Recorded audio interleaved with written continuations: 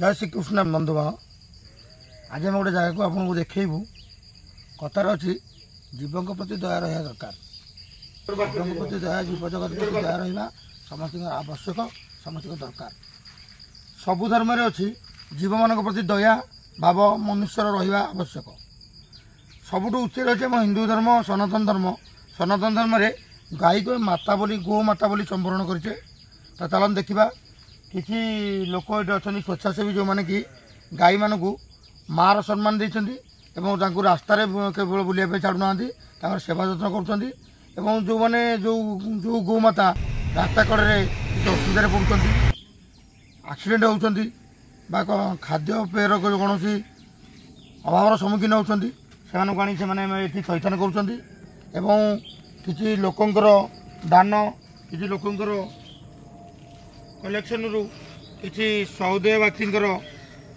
उपकार मनोवृत्ति जो ये आसीपारुची किसी गोमाता खाया दि जाऊँगी से चिकित्सा भल मंद बुझा जा तो चलते आम देखा बर्तमान आश्रम भितर को जावा आश्रम केमी गोमाता मैंने अच्छा आम देखा आप आश्रम चारिपट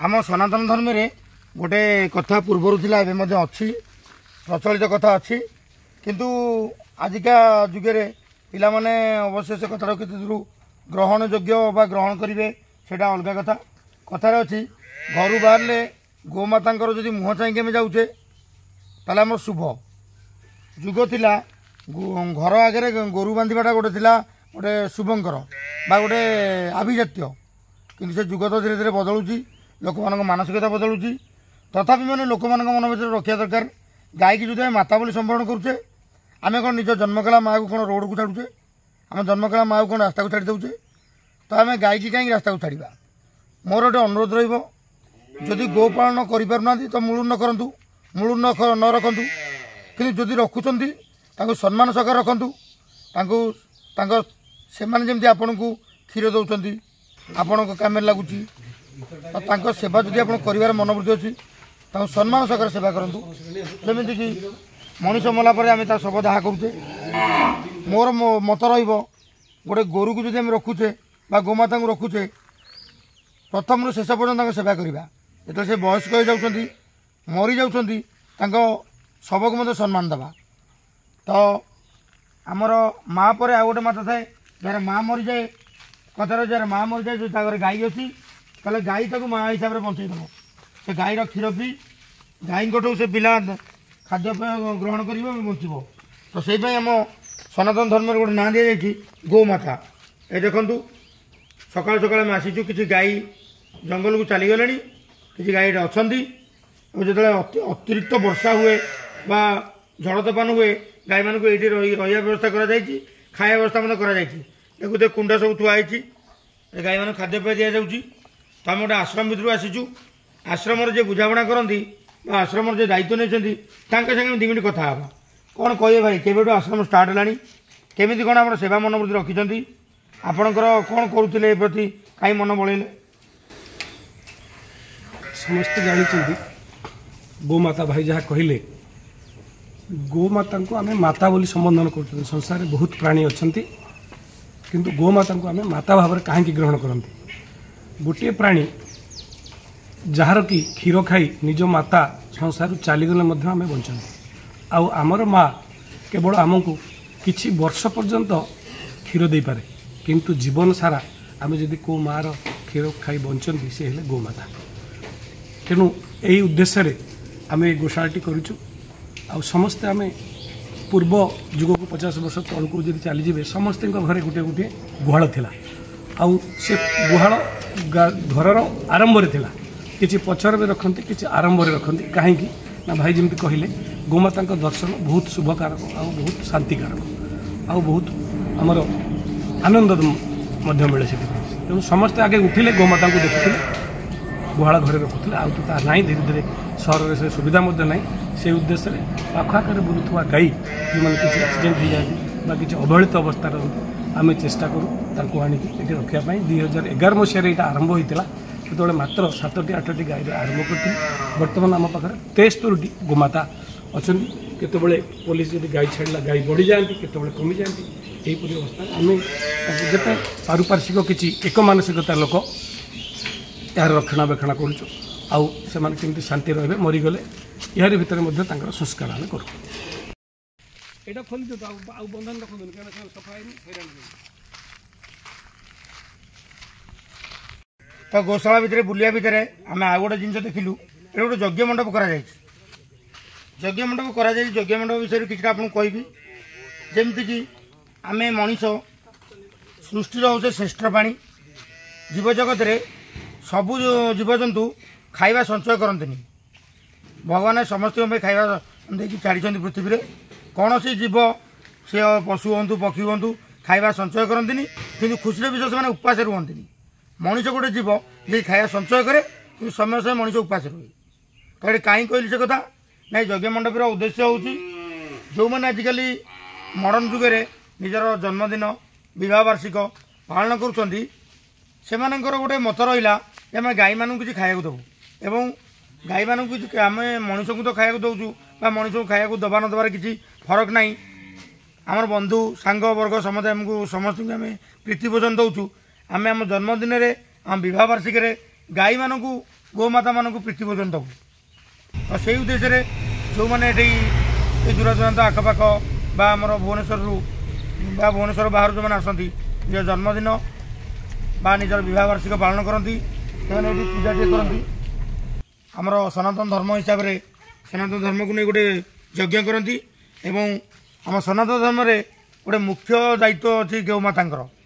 ଗୋମାତାଙ୍କୁ ଶୁଭ ସଂସ୍କାର ଏବଂ ଗୋଟେ ଶାନ୍ତିପ୍ରିୟ ଜୀବ ବୋଲି ଆମେ ଗ୍ରହଣ କରିଛେ। ତ ଏଠି ସେମାନେ ଗୋମାତାଙ୍କୁ ପ୍ରୀତି ଭୋଜନ ଦିଅନ୍ତି, ତାପରେ ଯଜ୍ଞ କରିକି ନିଜ ଆତ୍ମା ସନ୍ତୁଷ୍ଟି ଲାଭ କରନ୍ତି।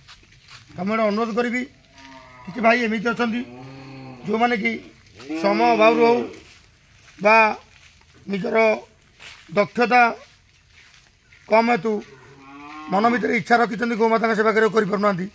ତ ସେମାନେ ଯଦି ଚାହିଁବେ ଆମର ଏଇ ଯେଉଁ ସଂସ୍ଥାଟି ହେଇଛି ଏ ସଂସ୍ଥାକୁ କିଛି ଅନୁଦାନ ଦେଇପାରିବେ। ଯେଉଁ ଅନୁଦାନ ଆପଣଙ୍କର ବିଭିନ୍ନ ଗୋମାତାଙ୍କ କାର୍ଯ୍ୟରେ ଲାଗିବ, ଗୋମାତାଙ୍କ ଚିକିତ୍ସାରେ ଲାଗିବ ଏବଂ ଗୋମାତାଙ୍କ ଖାଦ୍ୟପେୟରେ ଲାଗିବ ଏବଂ କେମିତି ଏ ଜାଗାଟି ପରିପୃଷ୍ଟ ହୋଇପାରିବ ଏବଂ କନଷ୍ଟ୍ରକ୍ସନ୍ ହୋଇପାରିବ।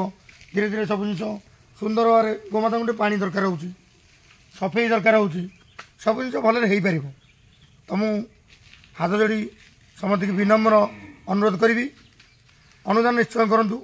କାରଣ ଆପଣଙ୍କର ଛୋଟିଆ ଅନୁଦାନଟିଏ ଟୋପେ ଟୋପେ ଯେମିତି ଆସିଲେ ଗୋଟେ ବାଲ୍ଟି ହୁଏ, ବାଲ୍ଟି ବାଲ୍ଟି ଭିତରେ ସମୁଦ୍ର ହୁଏ, ସେମିତି ବୁନ୍ଦ ବୁନ୍ଦ ମେ ସାଗର ହୋଇଥାଏ। ତ ଆପଣ ଛୋଟିଆ ଅନୁଦାନଟେ ମଧ୍ୟ ଗୋମାତାଙ୍କ ବହୁତ ବଡ଼ କାମରେ ଲାଗିବ। ତ ଚାଲନ୍ତୁ, ଆମର ଏଠି ଜଣେ ଭାଇ ଅଛନ୍ତି, ଯଜ୍ଞ ମଣ୍ଡପ ଉଦ୍ଦେଶ୍ୟ ତାଙ୍କୁ କିଛି ଆମେ ପ୍ରଶ୍ନ କରିବା। ଘୋଡ଼ାର କେଁ କାଁ ପେଁ ପାଁ ଶବ୍ଦ ନାହିଁ, କି ଏଠି ମଣିଷ ବ୍ୟସ୍ତତା ଅନୁଭବ କରିବନି। ତ ଗୋଟେ ସହରଠୁ ଦୂରରେ ଆମେ ଗୋଟେ ଗୋଶାଳା ଗୋ ଆଶ୍ରମରେ ଆସି ପହଞ୍ଚିଛେ। ତ ଏଠି ରକ୍ଷଣାବେକ୍ଷଣ ଦାୟିତ୍ୱ ଥିବା ଯେଉଁମାନଙ୍କୁ ଆମେ ମହନ୍ତ କହିବୁ, ମଠର ଯେମିତି ମହନ୍ତ, ଏ ଗୋଶାଳାରେ ମାନେ ହେଉଛନ୍ତି ମହନ୍ତ। ତାଙ୍କୁ ଆମେ ଚାଲୁ ପଚାରିବା ଏ ଯଜ୍ଞ ମଣ୍ଡପଟି କରିବାର ଉଦ୍ଦେଶ୍ୟ, ଏ ଯଜ୍ଞ ମଣ୍ଡପଟି ହେଇଛି ଯେଉଁ ସେ କେମିତି ଲୋକମାନଙ୍କ କାମରେ ହେଉଛି ବା କେମିତି ଆମ ଧର୍ମୀୟ ଭାବନାକୁ ଉପରକୁ ନେଉଛି ବା ସମାଜକୁ ଆଜିକା ସମାଜକୁ ଏ ଯଜ୍ଞ ମଣ୍ଡପ ବା ଏ ଗୋଶାଳା କ'ଣ ସେମାନେ କ'ଣ ବାର୍ତ୍ତା ଦେବାକୁ ଚାହୁଁଛନ୍ତି। ତ ସାର୍ ମୁଁ କହିବି ଆପଣଙ୍କୁ, ପ୍ରଥମେ ଆପଣ ପରିଚୟ ଚାହିଁବି। ମୁଁ ଇନ୍ଦ୍ରମଣି ପ୍ରଧାନ, ମୁଁ ଭୁବନେଶ୍ୱରକୁ ବୋଧେ 2018 ମସିହାରୁ ଆସିଲି। ସୁବ୍ରତ ଭାଇଙ୍କ ସହିତ ଯୋଡ଼ି ହେଲା ପରେ ଗୋଶାଳାକୁ ମୁଁ ପ୍ରାୟ 2 ବର୍ଷ ହେଲାଣି ଆସୁଛି। ଆଉ ଦେଖୁଛି ଏ ଗୋଶାଳାରେ ଆଗରୁ ଯେଉଁ ପରିକା ଅବସ୍ଥା ଥିଲା ତା ଅପେକ୍ଷା ଅଧିକ ଗୋମାତା ଆସୁଛନ୍ତି ଏବଂ ତାଙ୍କର ରକ୍ଷଣାବେକ୍ଷଣ ପାଇଁ ଭାଇମାନେ ଅକ୍ଳାନ୍ତ ପରିଶ୍ରମ କରୁଛନ୍ତି ଏବଂ ଗାଈମାନଙ୍କ ପାଇଁ ଯେତିକି ଖର୍ଚ୍ଚ ଦରକାର ତାକୁ ବହନ କରିବା ପାଇଁ ଏକ ଅଲଗା ଦୃଷ୍ଟିକୋଣରେ ଚିନ୍ତା କରାହେଲା ଏବଂ ଯଜ୍ଞ ମଣ୍ଡପଟି ତିଆରି ହେଲା। ଯଜ୍ଞ ହୁଏ, ଯଜ୍ଞ ପାଇଁ ଗୋଟେ ମଣ୍ଡପ ଦରକାର ଏବଂ ଯଜ୍ଞ ମଣ୍ଡପରେ ଆମେ ବିଭିନ୍ନ ସଂସ୍କାର କାର୍ଯ୍ୟ କରୁ। ତାଦ୍ୱାରା କ'ଣ ହୁଏ ନା ଯେଉଁମାନେ ଭାଇ ଆସନ୍ତି ସେମାନେ ସଂସ୍କାରିତ ହୁଅନ୍ତି। କିଛି କିଛି ଇଏ ଆମର 16 ସଂସ୍କାର ଯେଉଁ ଅଛି ବୈଦିକ ସଂସ୍କାର, ତା ସହିତ ସେମାନେ ଯାହା କିଛି ଅନୁଦାନ ଦିଅନ୍ତି ଗୋମାତାଙ୍କ ପାଇଁ କାର୍ଯ୍ୟରେ ଲାଗେ। ତେଣୁ ଏବେ ଏତେ ଗୋମାତା ହେଇଗଲେଣି, ଧୀରେ ଧୀରେ ବଢ଼ି ବଢ଼ି 80 ଗୋମାତା ହେଇଗଲେ ତାଙ୍କର ରକ୍ଷଣାବେକ୍ଷଣ ପାଇଁ ଆମର ଯାହା ଆର୍ଥିକ ଅନୁଦାନ ଆସେ ତାଙ୍କୁ କିଛି କିଛି ମିଳୁଛି। ତେଣୁ ଆମେ ଏଇ ଯଜ୍ଞ ମଣ୍ଡପଟି କରିଛନ୍ତି। ବେଦ ବୈଦିକ ଯଜ୍ଞଟି ହୁଏ, ବେଦ ଆଧାରରେ ବୈଦିକ ଯଜ୍ଞ ହୁଏ ଏବଂ ବେଦରେ ଗୋମାତାଙ୍କର ପ୍ରାଧାନ୍ୟ କଥା କୁହାଯାଇଛି। ତେଣୁ ଗୋମାତାଙ୍କର ବୃଦ୍ଧି ସହିତ ଆମର ପ୍ରକୃତିର ବୃଦ୍ଧି ବି ସଂରକ୍ଷଣ ବି ହୋଇପାରିବ। ତାକୁ ଦେଖି ଆମର ଏ ଯଜ୍ଞ ମଣ୍ଡପଟି ତିଆରି ହେଇଛି। ଆପଣଙ୍କ ସାଙ୍ଗେ ଘଟିଛି କି ଗାଈମାନଙ୍କର କିଛି ଗାଈମାନଙ୍କ ବିଷୟରେ କିଛି ଅନୁଭୂତି କହିବେ? ଆପଣମାନେ ଜାଣିଥିବେ ଯେହେତୁ ଗୋମାତାମାନଙ୍କୁ ରାସ୍ତାରେ ଛାଡ଼ି ଦେଉଛନ୍ତି ଲୋକମାନେ କ୍ଷୀର ଖାଇଲା ପରେ, କିଛି ଗାଈ ଆକ୍ସିଡେଣ୍ଟର ସମ୍ମୁଖୀନ ହେଉଛନ୍ତି। କେତେବେଳେ ଗାଡ଼ି ଚଢ଼ି ଯାଉଛି, ତ କେତେବେଳେ ଟ୍ରକ୍ ଚଢ଼ି ଯାଉଛି, କେତେବେଳେ ବସ୍ ଚଢ଼ି ଯାଉଛି। ସେଇ ଅବସ୍ଥାରେ କିଛି ପୋଲିସ ଭାଇ ବା ଆମର ସ୍ୱୟଂସେବକ ଭାଇମାନେ ଯଦି ଆଣିକି ଏଠାରେ ପହଞ୍ଚାଉଛନ୍ତି, ଆମେ ତାଙ୍କର ସେବା ସୁବିଧା କରୁଛୁ। ଚନ୍ଦକାରେ ଥିବା VSSଙ୍କ ସହାୟତା ନେଇ ତାଙ୍କର ଚିକିତ୍ସା କରି ଭଲ ହୋଇଗଲା ପରେ ତାଙ୍କୁ ୟା ଭିତରେ ଆମେ ରଖୁଛୁ, ତାକୁ ଆଉ ବାହାରକୁ ଆମେ ଛାଡ଼ୁନାହୁଁ। ଆଉ ଏଠି ମୁଁ ସମସ୍ତଙ୍କୁ ଅନୁରୋଧ କରିବି, ଆମେ ଖାଦ୍ୟ ଖାଉଛେ, ଆମେ ସମାଜରେ ବଞ୍ଚିଛେ ଏବଂ ଗୋମାତା କେମିତି ସମାଜରେ ବଞ୍ଚିପାରିବେ, ସୁସ୍ଥ ରହିପାରିବେ, ସେ ପ୍ରତି ଆପଣମାନେ ଟିକିଏ ଧ୍ୟାନ ଦେବେ। ଅତି କମ୍ରେ ଜଣେ ଲୋକ ମାତ୍ର ଗୋଟିଏ ରୁଟି, ଜଣେ ଲୋକ ଗୋଟେ ରୁଟି, ଗୋଟେ ପରିବାର ଯଦି 5 ଜଣ ଅଛେ 5ଟି ରୁଟି ପ୍ରତିଦିନ କେମିତି ଆମେ ଗୋମାତାଙ୍କ ପାଇଁ ରଖିପାରିବା ଓ ଗୋମାତା ପାଇଁ ଦାନ କରିପାରିବା। ଆଉ ଚେଷ୍ଟା କରନ୍ତୁ। ଆମ ସନାତନ ଧର୍ମ, ଆମ ସମାଜ ଏବଂ ଗୋମାତାଙ୍କୁ ନେଇକି ବିଭିନ୍ନ ପ୍ରକାର ଗାଥା, ବିଭିନ୍ନ ପ୍ରକାର ପୌରାଣିକ ଗାଥା ଅଛି। ସେଇଟାକୁ ଆମେ ପୁଣି ଥରେ ମନେ ପକାଇକି କେମିତି ଏ ଗୋଶାଳାଟି ଉନ୍ନତି କରିବ, କେମିତି ଯେଉଁ ଭାଇମାନେ ଯେଉଁ ବନ୍ଧୁମାନେ ଏ ଗୋଶାଳା ଦାୟିତ୍ୱ ନେଉଛନ୍ତି ସେ ଦାୟିତ୍ୱ ସୁରୁଖୁରୁରେ ନେଇପାରିବେ, ଆମେ ତାଙ୍କ ହାତକୁ ମଜବୁତ କରିବା। କିଛି ଆର୍ଥିକ ସାହାଯ୍ୟ ହେଉ ବା କିଛି ଗୋମାତାମାନଙ୍କ ପାଇଁ ଖାଦ୍ୟପେୟ ହେଉ ଆମେ ନିଶ୍ଚୟ ଦେବା। କାରଣ ଆପଣଙ୍କର ଟିକିଏ ସହାନୁଭୂତି, ଟିକିଏ ସାହାଯ୍ୟ, ଟିକିଏ ଦାନ ଏମାନଙ୍କୁ ଗୋଟେ ସୁସ୍ଥ ଜୀବନଯାପନ କରିବା ପାଇଁ ସାହାଯ୍ୟ। ଜୟ ଶ୍ରୀକୃଷ୍ଣ।